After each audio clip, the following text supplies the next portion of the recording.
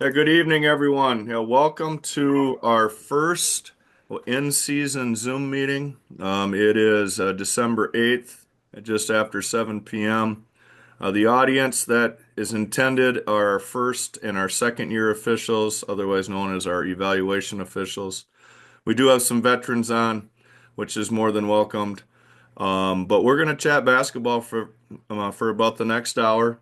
By all means, we want to make this a dialogue back and forth, a question answer session, and what interactive, if you will. Feel free to use the chat. Feel free to just unmute and talk. But I love these meetings because this is all about education and how we can be better on the court, night in and night out. So let's get started. I'm going to stop talking. I'm going to kick it over to Jesse. Jesse, go ahead, sir. Thanks, JB. All right.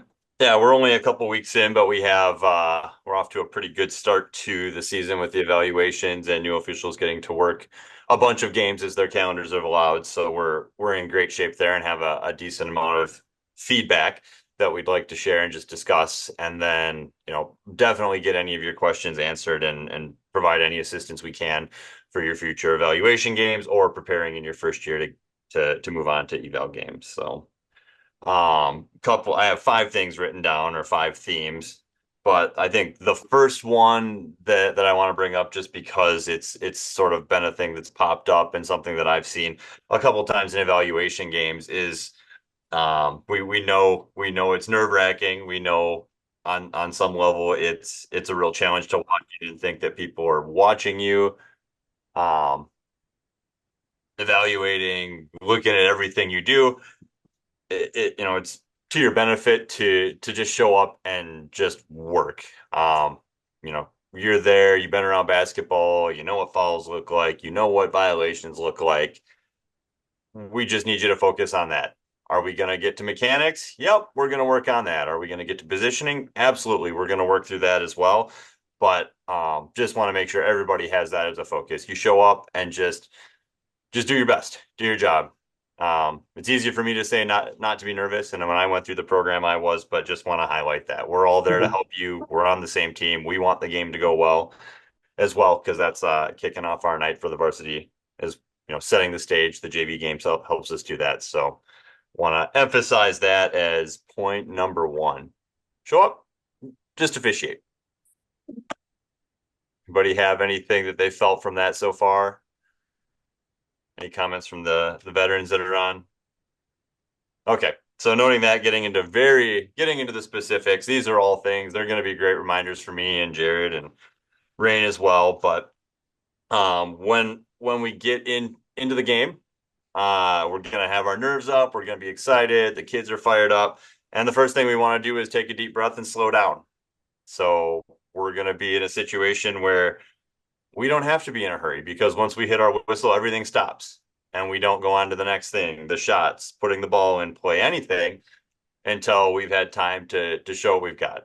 So I know we spent a little bit of time yesterday, Chris, right, talking about this, but we're just once we hit our whistle, might be a violation, might be a foul, whatever it is, give it a second, take a heartbeat, let people turn their attention to you because they're going to look to see what you've got.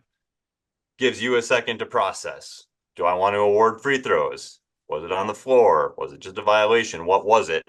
Um, Slow down, give that time and that yourself that time to focus.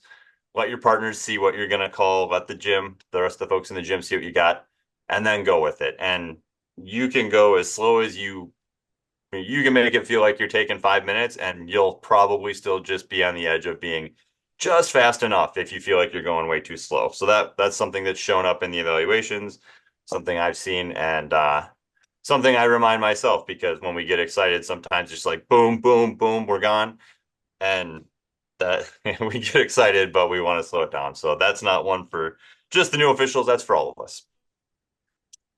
Um, I know you're getting lots of feedback on mechanics, so I'm a part of filling out the sheets, and I've seen the sheets. We're going to give you, hopefully, you're getting like two or three big things that you can work on the next game, whether it's an evaluation game or somebody's working with you in an under varsity game somewhere or a youth tournament, whatever that might be. Take the big things, grab the one that's going to get you, the most bang for your buck. Maybe it's bringing shooters all the way to the floor. You know what? I had one where somebody spilled to the floor and I wasn't sure how they got there. And that's my reminder to make sure that I stick with that. Just pick the one thing that's big and work on that for the game. But keep your sheets, keep your list. If you're a spreadsheet person, drop it in there and just kind of make a list of things that you want to check off. But find those little mechanical things that you can work on. And then hey, I've got this one down, move on to the next. So keep the list of smaller things. I know we give you a ton of feedback. Keep it for later, don't lose it, but pick one or two things and focus on that. Because if you try to fix 20 things every night out in one game, you're going to lose focus on the game and you're not going to be doing the best that you can do. So most of these things are tips to help you look cleaner or better, but get the things that are going to mess up your game first. Um, Three-person officiating. This is one that probably we want to talk about a little bit more. As we move through this year into next year. I know when you're starting or if you're working a bunch of youth ball anyway on the weekends, try to make a little bit of money and help out the local programs or Tim's big youth tournaments. You're working a ton of two-person. And sometimes your partner's really strong, sometimes they're not. Sometimes you have to do things that are outside of the natural order of what we should do as officials.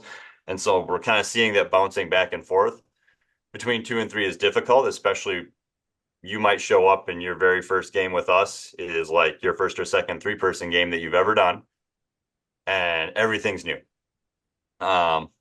We reset on that and focus on just officiating, but the one thing that I've been trying to emphasize as we go into evaluation games this year is let's focus on what our area is. So let's know what that is. And when you're on the court, try to find those lines, try to draw them, find your defenders, and simplify the game for yourself. So I know when we're thinking the mechanics are different, the movement's different, what we're watching is different. But if you can, shrink it down, find your area, find your people. Most of the time you're going to be looking at maybe two or four players total. That should help you slow the game down a little bit and really focus on what you need to focus on. So I think as we move through the season, I might ask for feedback if you've got it now and you want to speak up or send an email. I'd be interested to know how we would go about helping people get a little bit of three-person in before we get to those evaluation games. I don't know if it's a preseason clinic or camp. I'm not sure what that would look like, but certainly open to hearing people's thoughts and ideas on that because I know that's a tough thing to roll in, and you might have worked a thousand two-person games and you get into a three-person game and it feels completely different.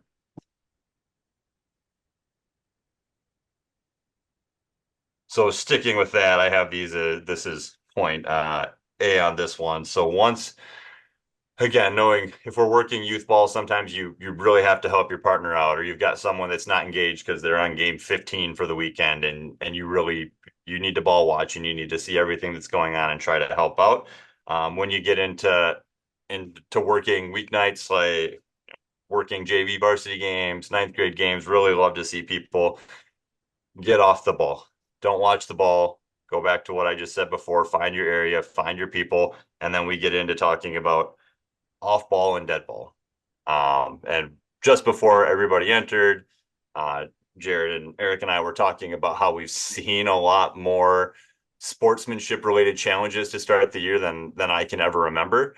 I don't know if we're having a hard time transitioning from football into basketball or if these kids are watching way too much TV and they've got, new things that they're picking up there. I don't know what to attribute it to, but I can say from the games that I've worked so far this year that all the bad things that are happening off ball and during the dead ball. And I mean, the nights that I've been out recently, even Friday, Saturday, we've had to manage the heck out of those situations, off ball and dead ball. So you can imagine how important it is if we are not laser focused on taking care of that business and we're watching the ball, we're going to miss some of those really bad things that might be like, oh, maybe I missed an illegal screen. No, I missed this. Um, Things that are just not even a part of the game are happening. Or when we go to a pile on the floor to go get that jump ball, uh, kids aren't stopping. They're going to continue to fight through a whistle. So all of those things are really kind of front and center for me because I've had to focus on those things to start the season. So I know um, coming in and working your eval games or your first year, it's hard to lock in on that. But those are the things that are going to really ruin your experience and turn your night bad in a hurry, or your weekend games. And we don't want that. So help yourself out and get off the ball. So Just to couple with that, Jesse, these are the times when you can take a breath and maybe relax for a split second when you're officiating. Once the teams are in their whole own huddle for a timeout, you and your partner can have a little conversation like, this is what I'm seeing. What are you seeing? Let's get on the same page and talk about any of that attitude, sportsmanship stuff that's been coming up. And then just maybe you have a half second to just take a real quick deep breath once the players are lined up and in their spots for free throws. Other than that, live ball, dead ball doesn't matter. If opponents are intermingling in some form on the court, you need to be hyper aware of what's going on. And like Jesse said, this year has been especially bad with sportsmanship all around. So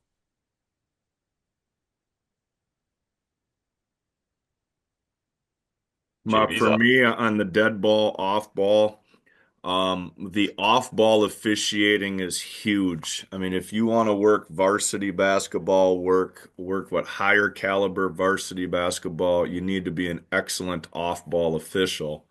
So for example, the shot goes up. Yeah, the lead cannot be following the shot. The lead needs to look underneath for the rebounding action. If the ball is all the way over in the trail's lap, yeah, the center should not be looking at the ball in a three-person set. Um, if the ball is down in the lane and we have a secondary a defender involved, yeah, that's the leads all the way. Now we may have eyes in there to help on the arc and so forth, but knowing when you're on ball, knowing when you're off ball is huge. Because if you think about it, if we would have two officials in a two-person set watching the ball, so we have four eyes on one matchup with the ball, who's watching the other four matchups, aka the other eight people on the court? Now we go to three-person, and if the trail's on the ball, well, that means that we're gonna have eight other people being watched by the lead in the center. So one trick that I've taught at camp numerous times in the summer is when I'm on ball, I'll say me, me, me, me, me, or ball, ball, ball, ball, ball. I'll just self-talk it, and the pass gets passed away from me, away from my coverage area, I'll say no, no, no to myself. All I'm doing is I'm just self-talking if I'm on ball, if I'm not on ball. Especially if I get into a game where I just feel that maybe the game is a little awkward, maybe it's a little slower, maybe it's not as good of basketball, and I need to really work on my off ball. Because when you have a game and we get some stuff going sideways, if we get a couple of off-ball calls, hopefully one each way, it will clean up a game bigger than life. If you can have an off-ball screen, you can have an off-ball push or whatever it might be. Now we get to dead ball. Well, this is where I had a double tech last Monday night was because of dead ball, because two players just didn't stop. And so we got to use our voice. We got to use our whistle. Some other dead ball things that we can all work on is when a timeout is called, and now you have players that are going to be crossing each other. You're going to have five players crossing to one bench, five crossing to the other bench. We need to be heads up. We need to be alert.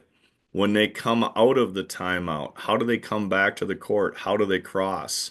When they're getting ready for free throws, we're dead ball. We have a player down on the floor. I mean, how's that player getting back up? Who's helping him? Who's watching what?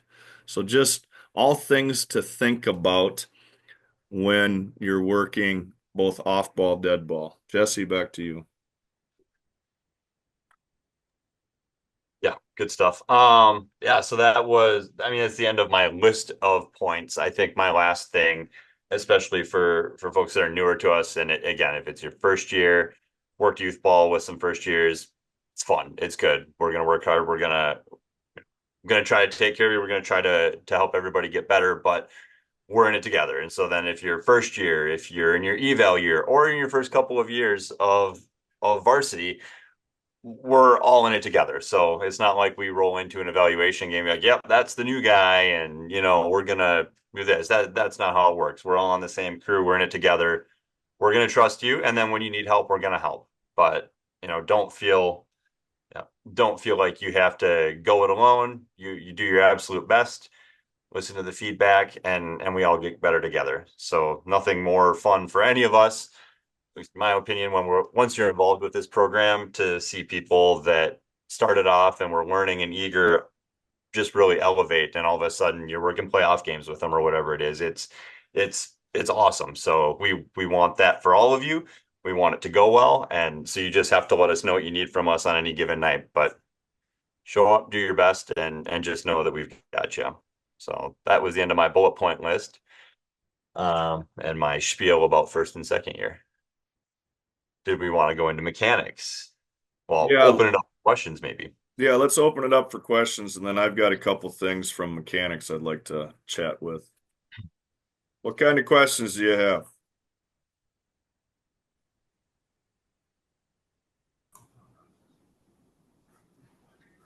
Can you hear me? Yep. Yep. This is Russ. Just wondering, you mentioned three-person games as a first-year official. Will I be working three-person this year? I'm more than likely no, Russ. Yeah, you'll be working a two-person steady all season long, and then we'll get you going on three next year. So, with the Mechanics Illustrated, I would really focus on the two-person. You can start to look at the three-person from the mechanics standpoint, which I'm going to talk about here shortly, page 21 through 29. Yeah, the mechanics. Both are going to be the same for two-person and three-person. Now, the court positioning is obviously different. We add in a center official and so forth. But yeah, for your sake, just getting going here, I would focus on the two-person for now. And when I start talking about mechanics, I'm going to tie it both into two and three. So, And just a quick plug is Jesse was asking for how to get people three-person experience before they start the eval program. We're a long way from summer basketball, but when I'm assigning summer league games, all varsity games in the summer are three-person, and you do not have to be through the eval program to work those games. That is when last year I took a lot of newer officials and put them with a couple of veterans and get them. You work three straight running clock games of three-person, and you get a really good couple hours session of it all at once in a very low key setting because the coaches are much less amped up. The players are usually less amped up in the summer, and you can really kind of focus on your positioning and stuff there. So we do have that opportunity. I agree with Jesse. We need more than just summer basketball, because that doesn't work for everybody, especially if you're a baseball or softball umpire as well. But we do have that. So Russ, next summer, I know Stewartville usually hosts a couple games, and there's some in Rochester. So people looking for that experience, that email will come out towards the end of the season for summer basketball. But we can get you some before the eval games next year that way. Okay, thanks. I did work that scrimmage in Hayfield, which was kind of a shocker to me. I didn't realize that was going to be three-person. yeah, then sometimes that's the way it is too, is you just sort of get thrown in and you're like, oh, okay, I'm used to two and now I'm over here. And yeah, we all went through it too when we were learning the three-person going from two to three. But I'm a firm believer that you have to have a very solid grasp of two-person before you can go to three-person. So that's just my philosophy. That was good that I had worked either two or three before I did that three-person game, so we're good. Any other questions? Luke, what do you got? I'm going to put you on the spot. What do you mean what I got? I don't got much. Well, I mean, do you have a question for the group? No. Okay. Yeah, fair enough. All right, I'm going to talk a little bit about mechanics. Like I referenced already, with 21 through 29, these are our communication devices. Okay, and the communication towards our partners on the court, the communication towards our coaches, the communication towards the fans, the spectators, and the table. So we need to be crisp at our mechanics. Now, this is both two and three person. I'm looking through this, and I've been doing this for 24, 25 years, and I still get into the mechanics. Am I doing it the right way? Do I have the right mechanic for a directional? Do I have the right mechanic for a full timeout? Do I have the right mechanic for a 3-point shot? So, just a couple things that I want to talk about that I've seen personally this so far on the court. Now, number one, we are in the front court and the lead is administering the throw in. So whether the lead is on the baseline or they're going to bounce it up the sideline, whether we're two person or three person, the lead needs to have a whistle. Whistle, bounce pass. The trail, whether we're two person or three person, needs to chop time. The lead will also chop time. But the trail, whether we're two or three, needs to chop time. So the hand is up, the ball is legally touched, we chop time. That's a mechanic. That's something that we need to do for both two and three. Once again, lead administering the throw in the front court. The trail will chop time. The lead will always have a whistle when it's front court administering. Um, Next one I've seen a little bit of. Know the difference between a full timeout and a double foul. A double foul is I have two fists and I go directly out. That's a double foul. And I've seen that done as a full timeout. A full timeout, I start here and it's basically like I pull a string and I go out and my hands are wide open once I get out. So it's a full timeout. Okay? Now, the coaches won't even know that, but just so you know that a full timeout is open hands, both hands directly out in a fist. That's a double foul. A 3-point shot. We have a three. Jared, can I ask you a question? Yep, go for it. So when you're talking like the timeout thing where you say pull the string, where did we learn that part? Because in the book it doesn't show you that part. Yeah, I see what you're talking about. You could do what the book says as well. So the book says right here and then just go. Okay. Okay. I learned the pull the string thing from a camp 15 years ago. But I mean, either one, if you pull the string or if you just go here and go out, it doesn't matter just as long as it's open hands and it's not double hands. That's all that I'm saying. Yeah, but that's a good question, Russ. Does that help, Russ? Yeah, that was one of some of the big questions I had for coming into this meeting. Actually, it was just I feel like there's some mechanics that aren't fully described in the book, and maybe is there a place where I can go to kind of? And I'm going online and looking at them, and some of them are from groups that aren't. Well, who's your mentor, Actually, Russ? it's Jerry Perry. You call Jerry, text Jerry, and start going through any kind of questions that you have. Okay. Okay, I and I have have Luke been. I've been Decker on talking. this. What's that, Russ? I've been talking to Jerry quite a bit Perfect. actually. So, but it's Perfect. just I mean I don't want to bug him every day. Yeah, but he's there to be bugged every day because that's what he signed up for. Okay. Okay. And and I'll throw Luke Decker under the bus here. But Luke is a senior at St. Charles High School where I teach. I'm his mentor. I even have him in a class, and he'll stop by before school. He'll stop by after school. He'll send me a text. We'll talk at lunch, what you name it, on any kind of a question. That's what the mentors are there for. Now, if the mentor doesn't know, and there's once in a while the mentors aren't going to know, then they're going to reach out to Jesse, to myself, to Eric, to MJ. I mean, there was a situation earlier this week that I didn't know, and it was on a ruling and on a spot throw in this, that, the other thing, and I had to reach out to MJ, and I got the answer. So we're constantly asking questions. I mean, even as veterans, we are constantly asking questions. So Um, moving on here, a 3-point shot. I'm going to show three. It's going to be up at a 45-degree angle towards the table. Okay, so it's three like this, 45 degree towards the table. And then if they make it, we're going to go straight up like this. Not like this. It's not like praising somebody, but your hands are like this. We go straight up. Um, let's see. Some other ones I've seen. Stop the clock.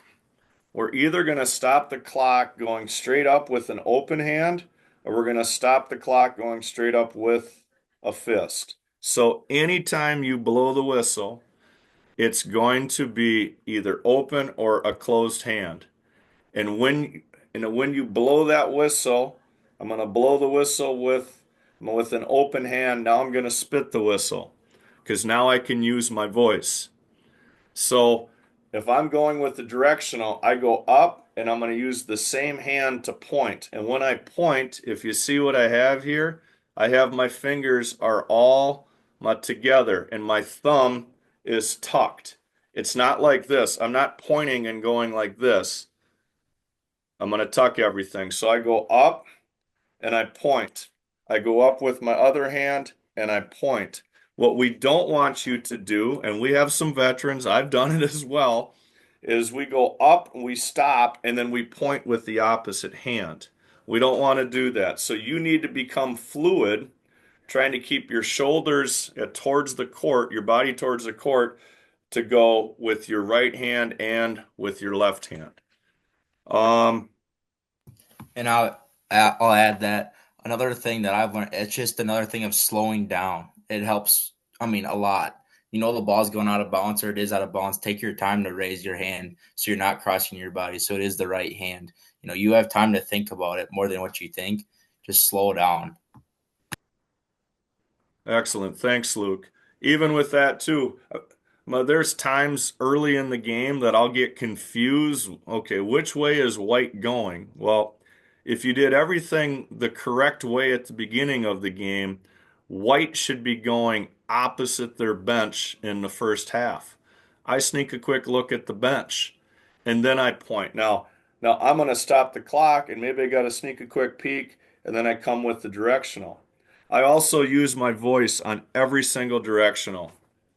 I blow white ball, red ball, and I just say it just nice and sternly like that. I'm not shouting across the gym, but I'm saying it so those people that are close enough to me, they know they can start walking the right direction. Um, let's And see. I'll just add on, if you do screw up a mechanic, usually the only people in the game that are going to know it is you and your partners. Do not You need to forget about it as soon as it's over. One thing I struggled with when I was a younger official is I would do something wrong and I would let that snowball into the next play. And then pretty soon your mind is anywhere than where it should be. You're thinking about mechanics and positioning and all this, and your focus still needs to be on the players in your primary area and getting foul calls right and not kicking yourself in the butt for the mechanic you screwed up 30 seconds before that. Just it takes time, using the left, if you're right-handed, using the left hand for one out of bounds directional signal to stop the clock, just give yourself some grace with these things and focus on calling the next play right. Yeah, thanks, Eric. Um, speaking of stopping the clock in a timeout, I go up to stop the clock and I point at the bench. I come on up, white timeout. Okay. Now I bring this up. Colin Ferguson is on the call, and I'm going to pick on Colin for a second. And he got this figured out and corrected. He was going up like this and calling a timeout like this. Well, if you're into your mechanics manual, now this is a shot clock violation. Okay. And Colin was calling a timeout that way. Well, okay, not a big deal. We got it corrected. You go up and you point at the bench, white time. Go up, red time. So now we get the timeout granted. We get the teams going to their specific bench. Now we're into dead ball. Now you have to come back in front of the table and you get out to the reporting area and you got four things to do. So I'm going to point towards the white bench and I'm going to say the team. At Pine Island, coach, full timeout, start the clock. And I'll point right at the table. So it's four things. Once again, at Pine Island, coach calling, full timeout, and then I start my clock by pointing at the table. Okay? Because we're all going to take timeouts throughout the game. So now, what you grant the timeout, now you have to come back and you have to report it. Once I get either the 30 or the full from the coach, from the calling coach, the first people I turn to is I turn to the opposite coach. Coach, yeah, we got a 30. Or coach, yeah, we got a full. Then that coach knows if they can stand or sit. If it's a 30-second timeout, they have to stand, all of them. If it's a full timeout, they can sit or stand. But I'm going to tell that coach. In the same process, I'm going to make sure my partners know. But it's going to be the coach that I'm going to tell first. Okay, that opposing coach. Any questions with timeouts? Eric, Jesse, anything to add? Nope, you got it covered. Okay, now let's go to reporting a foul. I call a foul and I need to come up to the reporting area. Now, if you look in your mechanics manual, I don't know the exact page, I could find it, but it's going to show you the reporting area. That's where we're going to do the reporting of the timeout, the reporting of the foul, you name it. So I'm going to report a foul. First thing is I'm going to become stationary. At 2 feet down, I take a deep breath, and now I'm ready to report. What I like to do, if I'm going to call it on 24, I start with 24 down by my thighs. And I come on up, white, 24, push, 2 shots. And it's just in a rhythm like that. If you've been watching the NFL today like I have been, I love watching the White Hats. Okay, when they flip on the mic, they are talking to America. Okay, when you're reporting a foul, you sort of got to think like you're talking to America. Okay, white, 24, push, 2 shots. We always go color first, we go number. And the 24 is exactly how you would read a 24. It's not white 24 or white 14. I would go white 14, white 24, white 34. Okay, then I come with the infraction. Was it a push? Was it a hand check? Was it a block? Was it a forearm? Whatever it is, that's on pages 21 through 29. And then if it's shots, I'm going to go out to the side. The reason I go out to the side is because if I go white 24, 2 shots, I could have a table say, oh, yeah, the foul is on number 2. No, no, no. At 2 shots needs to be out to the side. Okay, so white 24 at 2 shots, I always go out towards the division line. If it's a 1-and-1, we go both directions. If it's a spot out of bounds, I'm going to say where the spot out of bounds is. Sideline, baseline. Okay? Jesse, Eric, anything else on reporting of fouls? Color first, then number, then infraction. Nothing to share or to say, but I'm gonna share my screen. There's your foul reporting area. Everybody see that?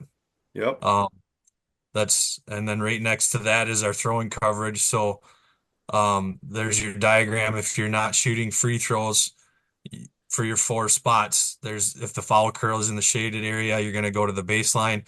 Non-shaded area, you're going to the closest sideline. So, but yeah, just like Jesse said earlier, take a breath and slow down with everything. And one thing I've seen, not necessarily from our first year officials, but some of my partners on my varsity games this year, is we call something at the spot and we report something different at the table. Make sure what you do at the spot matches at the table. Otherwise, your credibility is going to take a big hit because they're going to think you're making it up as you're going. I had a question about that. As far as calling what at the spot, um, I've seen as I've been watching some of the games, sometimes there's, yes, we're calling it at the spot. Other times it's just this and then going and reporting it. Is there times when it absolutely you should call it at the spot, and other times it's just so obvious, don't worry about it, just go to the table? Or is it a gray area? All of the Or above, Chris. How's that for an answer? if you want to do it the way the high school league wants you to do it, you will give spot mechanics and table mechanics that match. Some of us work different levels. Some of us have really bad habits, and bad habits that have been in your game for years are a lot harder to fix than it is for a new official. But the high school league wants it at the spot and at the table. Yeah, Chris worked with me yesterday, so he got to see, this question came from, right? No. No, no. No. So when we have, you'll see that a lot. If we have like a block or a push or something like that, or, we come out and we sell it. But there are a lot of times it seems to me that it happens most of the time on shooting fouls, right? We're going to the rim, everybody sees that they got hit in the arm. Post, we're going two shots, and we go to the table. That's probably the most common situation. Hopefully, we're getting our mechanics on the other ones. But yeah, to Eric's point, we are supposed to, and you'll see it. You'll see people not do it all year or not do it consistently all year, and then go to the state tournament, and you got to freeze yourself and go, oh yeah, I need to do this before I go to the table, and then I got to do this at the table. So yeah, try to do it the right way. Try to build it into your program now, so you don't have an opportunity to do what I do, and you'll be better. For sure, block charge, you have to do it at Yeah. the spot. For sure, block charge. But yeah, like Jesse's saying, if we got an obvious, rip across the forearm and the player's going up for a layup, beep, and then, many people will just go two shots. Okay. But what you're supposed to do is you go beep, hit on the forearm, two shots. Then you did everything at the spot. Now we go to the table. White, 44, hit on the arm, two shots. So, does that help sort of answer it a little bit? It does. No, yeah, there's things that, yeah, absolutely by the book. Yes, call it spot foul, but I would imagine still when it's obvious and the whole place knows what just happened. Yeah, go to just make sure when you report it to the table. Second question, if I might, when Yes. reporting at the table, do you want us coming to a full stop or So, what the State High School League wants, what your book wants is they want an absolute complete stop. Now, do some people sort of walk through it? Absolutely. Okay. In different codes of basketball, yeah, reporting and walking is acceptable. High school, they want you to take your time again, sort of sticking with Jesse's theme. Take your time, take a breath. White 24, push, two shots. So, yes. Now, if you're walking a little bit, probably no one's going to get too excited, but the correct way is that you should come stationary. So, okay, good thank you. question. And I think part of that too is if you're slowly walking and you're still slow and it's 20, 52 hit, two shots off to the side versus 52 hit, two shots, and you're going, your mechanics are as fast as your feet are moving. That's when you have a problem because you're going to get that double buzzer from the table that nobody wants to hear, and you're going to be going back over there, going to look at you and go, "What did you have? And what number? And why?" It's They want you to come to a stop because that helps you slow down everything else. And what I want from my table is I want eye contact. I will tell them in my pregame meeting, make sure that we have eye contact because if I'm reporting and they have their head down and they're writing already, well, okay, did they get the foul? Did they not get the foul? So always in my pre-games with the table, hey, just make sure that we have good eye contact. I'm going to report when you're looking at me, and that goes for a timeout, would go for a blood situation, would for sure go for a foul. We just want good eye contact. And we should, especially at the JV varsity level. Now we get lower level, you're probably not going to have it, and that's okay at the lower level. But JV varsity, one person at the table should be in a striped shirt or a Minnesota State High School League gray shirt. Okay, and that person is the official scorer. One person, not two, just one person should be there in a striped shirt. Butter, this is Gus. Yep. The on a layup that's been made, and then all of a sudden you use the term "and one." Do you wait? Do you wait until you get up to the table and you signal bucket drops and Yep. one? Yeah, let's walk through that one. That's a good question. Thanks, Gus. So we have a foul at the bucket where we're going to score the shot. So the player got hit and the ball goes in. So I'm going to score it. I'm going to be here and then I'm going to count it. Okay. Now, the way that you can count it, if you go by the mechanics manual, they go straight down. Some people will go with my two off towards the side, and that's fine. But you're gonna try and score that at the spot. Now, if you're doing things right and you're staying with that fouler, you may not know that that ball went in. Whether we're three or two person, the non-calling official in two or the non-calling officials in three are going to tell you, hey, Jared, that ball went in. Okay. So then I'm going to score it at the spot if I can. And now, if I don't have that information, I'm not going to score it at the spot. But for sure at the table, the first thing you're going to do is you're going to score the bucket. Yeah, score the bucket. Red 44, hit, one free throw.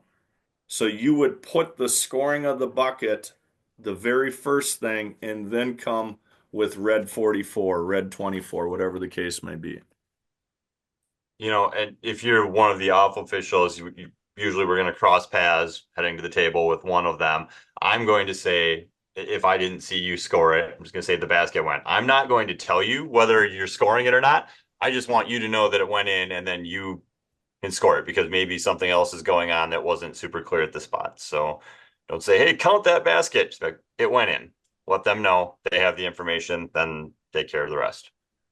And well, one other thing when you're passing that Jesse's talking about, if Jesse's calling the foul, I'm going to help him if the ball went in, but I'm also going to help knowing who my shooter is. And I'm going to say to Jesse, Jesse, I got your shooter. Okay? I'm not going to say a number. I don't want to say, Jesse, your shooter is 33 because his foul is 23. Now he's got two numbers going to the table. And then he can mix those up. Heck, I could mix them up. All right? So all I'm going to do, Jesse, I got your shooter. Many times I will point out the shooter in sort of like a non-discreet way. I'll just point out the shooter. But I'll also say, Jesse, I got your shooter. Once again, that's back to that communication. And I cannot stress this enough as a young official, first, second, third, fourth year official. Communication is so huge. Yeah, it's with our hands, it's with our whistle, but it's also with our voice. Okay? Easy, straight up. I'm constantly working with the players with a dead ball situation or a free throw. Hey, guys, your screens are getting a little bit sloppy. We got to look to clean those up. Why am I saying that? Because I don't want to blow the damn whistle. I want them to clean up the screen so we can have a free-flowing game. So don't be afraid to talk with them. Okay? And if you notice, Jared used terminology that had nothing to do with rule book infractions. Because say you got a player in the lane and you start telling that you want that player, just say, clear it, clear it. You start saying 3 seconds, get out of the lane. Coach is going to yell, why aren't you just calling the violation?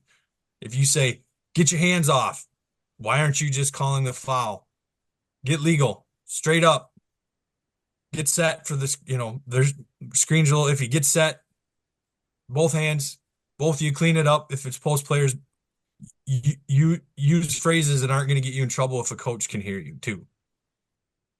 And try to go one-word phrases. Hands, legal, easy. Okay? One word, one syllable. And I say it like that. Hands. And what about the hands? Well, I'll tell you what, if we got a defender that's a little handsy, I say hands, hands are back, just like that. But I didn't say hands, don't this, don't. Try not to get negatives in it. Just one word. Hands, easy, legal. Um, Can I ask a question about the spot call? yeah. Are you doing number and color at the spot? Number and color at the spot for the spot of the foul. Yeah. It depends upon the situation. This is Russ asking that, right?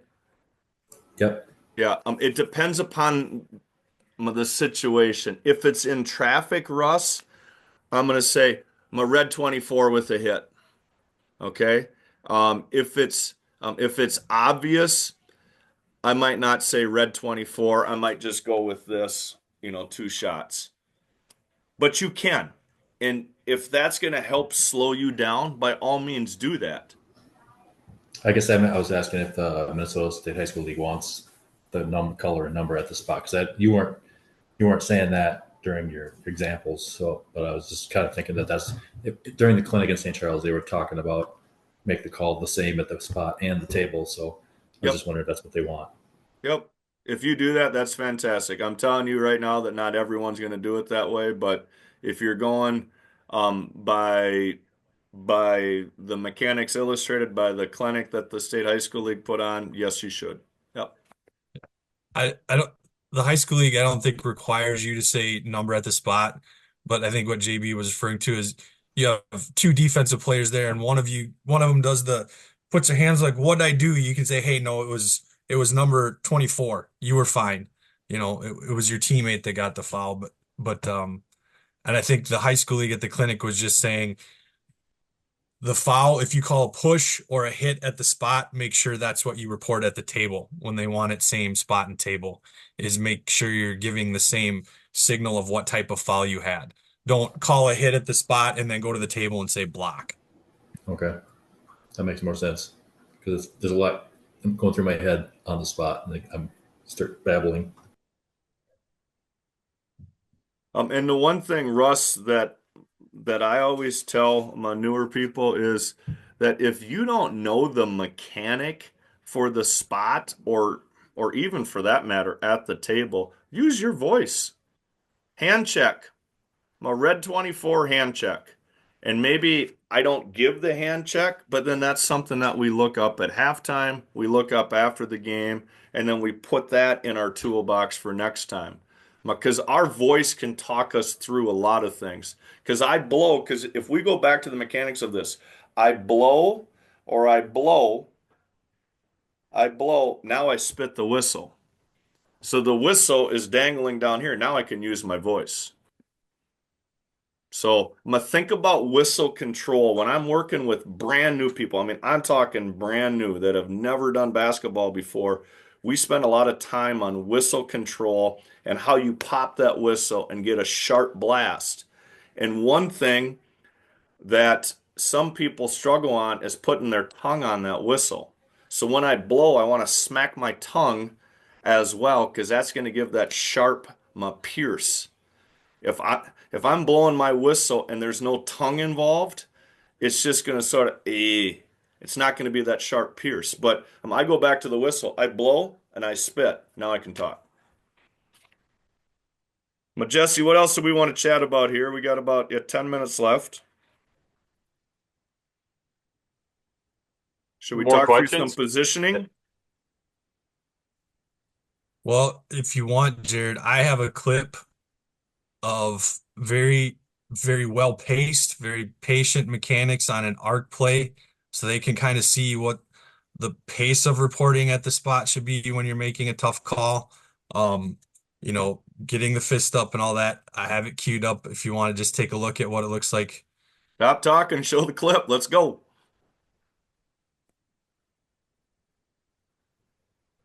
I love clips.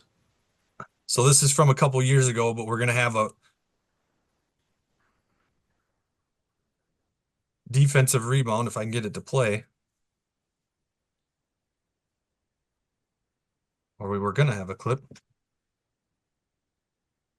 So this is COVID times. We have masks on. We have stuff roped off over by the bench area. Um, this is a two-person game, if I'm not mistaken. This is Mr. Butson is your trail. Now he's gonna be lead.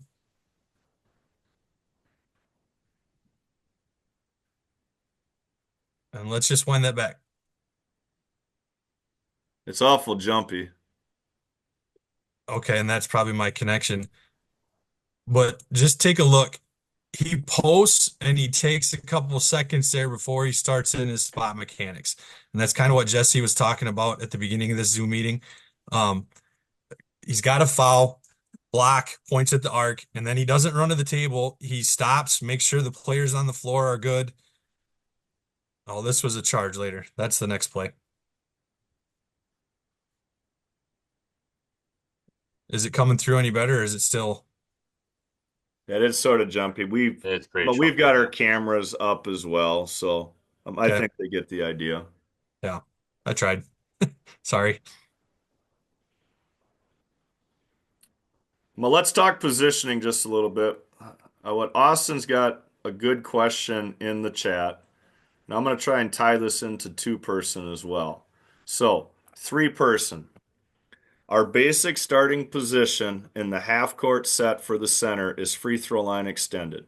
And you can look right at the Mechanics Illustrated, and they'll talk about moving 1 to 2 steps above free throw line and 1 to 2 steps below free throw line extended to get angles on plays. But your starting position is free throw line extended. Your starting position trail for both two and three person is at the 28-foot mark. And routinely, officials do not get low enough as trail. They are too high as a trail because they're afraid to get beat on the other end. If you're working basketball the right way, you will get beat on the other end. And that is more than fine. Thank you, Eric. So if you take a look at here on the right, we have three-person center coverage, and I would actually move that center out. I want to be either standing out of bounds or at least have my feet on the out of bounds line.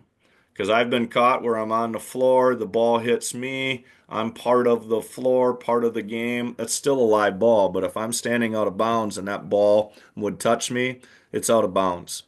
That would be like an errant pass, or sometimes a player will look at the gray shirt and they'll think that you're a player and they'll throw you the ball. That's happened to all of us.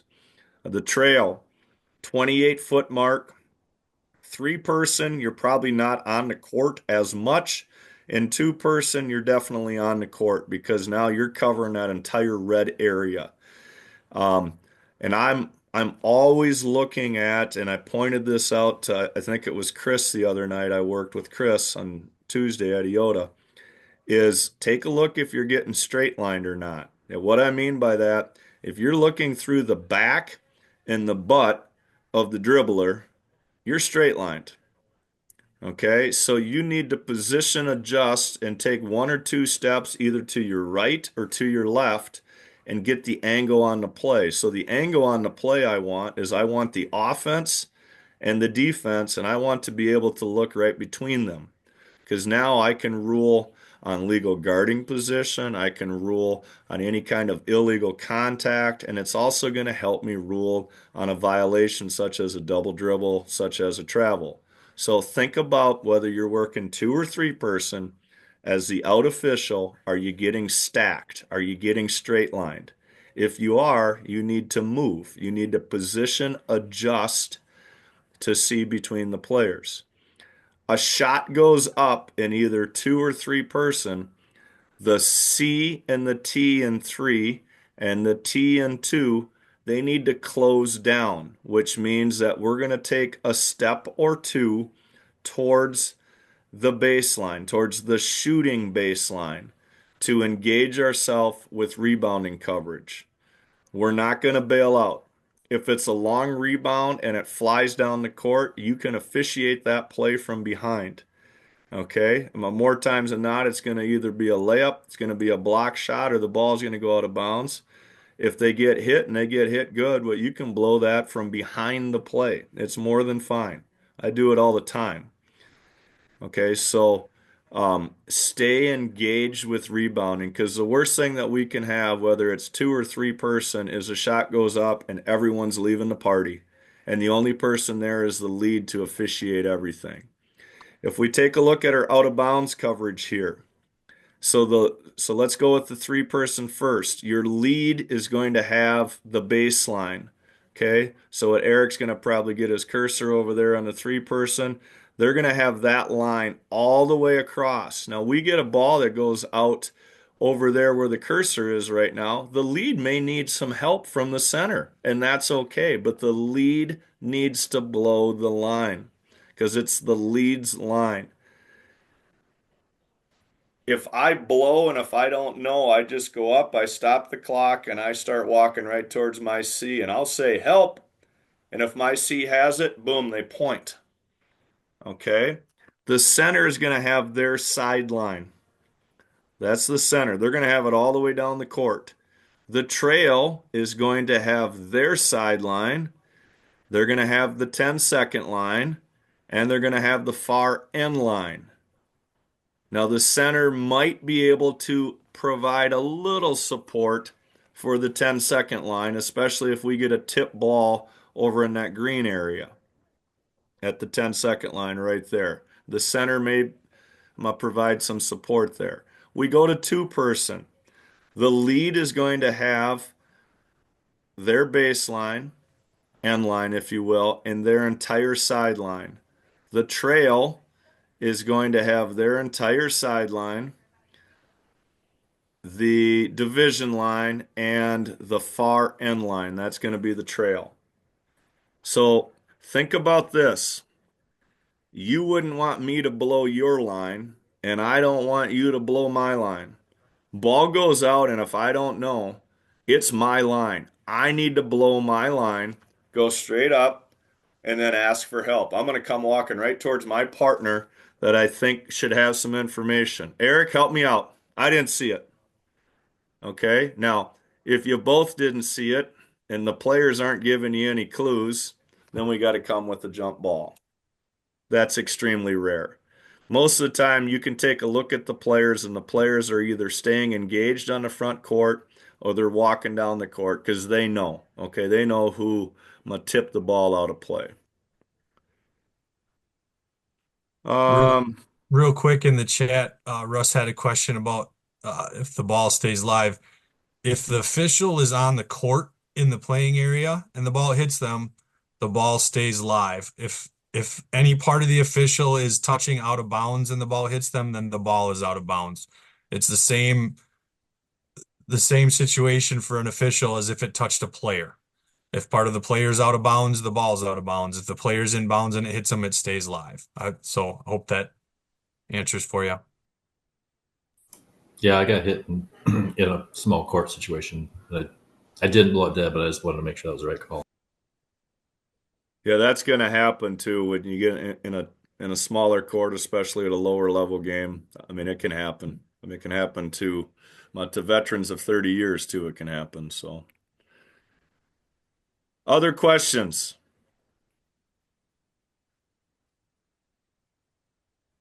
Yeah, we said we'd go for an hour, and I want to respect everyone's time. And I'm sure you have other things to do on a Sunday night, just like I do. So, what kind of questions do you folks have? I got one. I got to ask, who's on the iPhone there? Because Oh, I'm gonna go ahead. Who's ever on the iPhone? Oh, this is Carl Eckern. Oh, Carl. Okay. Thanks, Carl. I just see that iPhone I comes couldn't up. get on my computer. It wouldn't do the update for Zoom, so I went on my phone. Gotcha. Yeah, no problem. I was just curious who you were. So now Yeah, I know. I just wanted to be a fly in the wall because I completed the program last year. I just wanted to. I ended up picking up a varsity crew this year in Wisconsin due to an injury, so I'm working Okay. about 20 games for Scott Witt, and it's going so good so far. And I think I got a game with you guys Friday in Lanesboro. So the crew I worked with last year, they're like, I told them about the official program. And they're like, well, they're doing a good job. you're right where you need to be as far as varsity goes. So, but I Yeah, you cut out there for a second, Carl. sorry, it's not like riding a bike. I still have to keep thinking about it's the consistency piece. I know what to do, but I just have to follow through on it. Yep, yep. Um, I'll throw this out schedule wise. You're going to see it in email from me, yeah, probably tonight. I'm still short this coming Friday. I had a Mhm. couple of turnbacks, which I wasn't expecting. I'm still short two varsity officials Friday night, and I'm short two or three under varsity officials. So by far, this is our busiest date of the season. I've already looked at January and February, so if we can cover December 13th, I think we're going to be good for the rest of the season. However, if anyone's on this call and you're not working and you can work Friday night, I need to hear from you. So, Jesse, stay I on just looked at my afterwards. calendar. I can swing that. Yep. Stay on afterwards, Jesse, if I got a deal for you. So, Oh, last time we did this, you moved me from a game in Pine Island to one in Blue Earth when we did this kind of conversation. So I don't know if I want to hang around. Nah, hey, I'll hang don't around. tell all my secrets. I'm just kidding. So, would anyone have any other questions for the good of the call? Otherwise, we're going to jump off.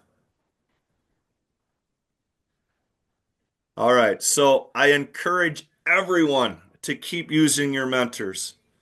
Ask them, text them, give them a call. Don't feel like you're hounding them, okay? Because it is their job to help mentor and guide you. Um, with that, I'm gonna keep arbiter blocks up to date as we go here. Many more games coming. I hope to get to January this week or late this week, get to January scheduling. We do have a number of games over the holiday break, both under varsity and varsity. Hopefully you found this beneficial because we'll do a couple more of these as we go throughout the year. That's it for me. Jesse, Eric, what do you have? Yeah, thanks for being on tonight. And if you feel, like you're harping on your mentor too much and guilty, my email box is always available as well. Send me a message.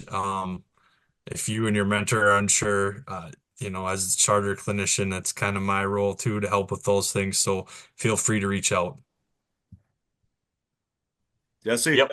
Yep. Good. Always available as well. Just really appreciate everybody's effort. Everybody's working really hard and absolutely doing their best. So across all of the new officials and the veterans that are helping, looking forward to having a really good year. But if you have any questions at all, reach out. I will be turning out evaluation feedback. I try to wait till you get about 2 to 3 games in, but for sure before the end of the year, if you've worked any evals, I will turn those over to you. I'm All right. good. Very good, folks. We're going to sign off for the night. Have a great week. And here we go on another week of basketball. Have a good night. Yeah, thanks everybody. Thank you. Good job, guys. Thanks, Gus.